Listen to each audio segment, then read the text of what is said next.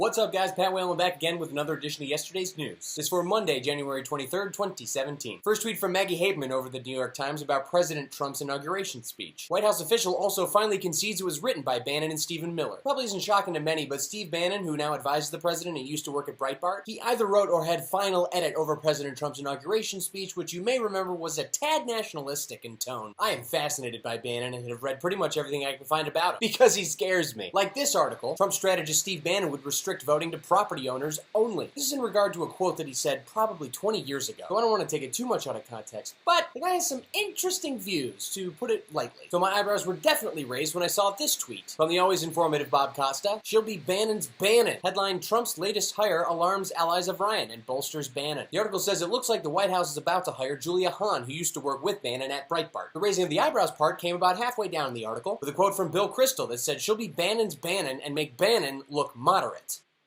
Gotta be tough to make a guy look like a moderate who thinks only property owners should vote, and was quoted directly as saying he wanted to destroy the state, bring everything crashing down, and destroy all of today's establishment. You know, like a moderate. Next article from Jezebel. Republicans introduced bill proposing withdrawal from the United Nations. This is pretty self-explanatory, but basically, Alabama Congressman Mike Rogers initiated this proposal called the American Sovereignty Act of 2017. Should the bill be passed into legislation, it will take 2 years for it to come into effect, so it's a little ways away, but I suppose it's not too far-fetched considering our current president was called the United Nations a waste of time and money. More on the story as it develops. Next tweet from the Daily Mail. Majority of 230 protesters arrested on Inauguration Day face 10 years in prison and $25,000 fines. This is nuts. 230 people have been arrested and 6 police officers injured in the DC protests against President Trump. Maybe it's because they were in DC, maybe it's because it was on Inauguration Day, maybe it's because they were 2 blocks from the White House and the current president. Whatever the reason, these 230 people are being charged with felony rioting, which, as the article states, carries a punishment of up to 10 years in jail and a $25,000 fine. Something to keep in mind 4 years from now, maybe. Going on a lighter note, a tweet from Nazis Need Punches. Nazis Need Punches tweeted, "Twitter is the undefeated greatest." Obviously in regards to the fascist Richard Spencer, he sent out a tweet to Aziz Ansari, who was hosting Saturday Night Live over the weekend, and asked him, "It seems like we really triggered you?" At which point everyone replied to his tweet, "Everyone saw you crying on TV." Almost makes me have sympathy for the guy, but if I had sympathy for him, I'd be a Nazi sympathizer.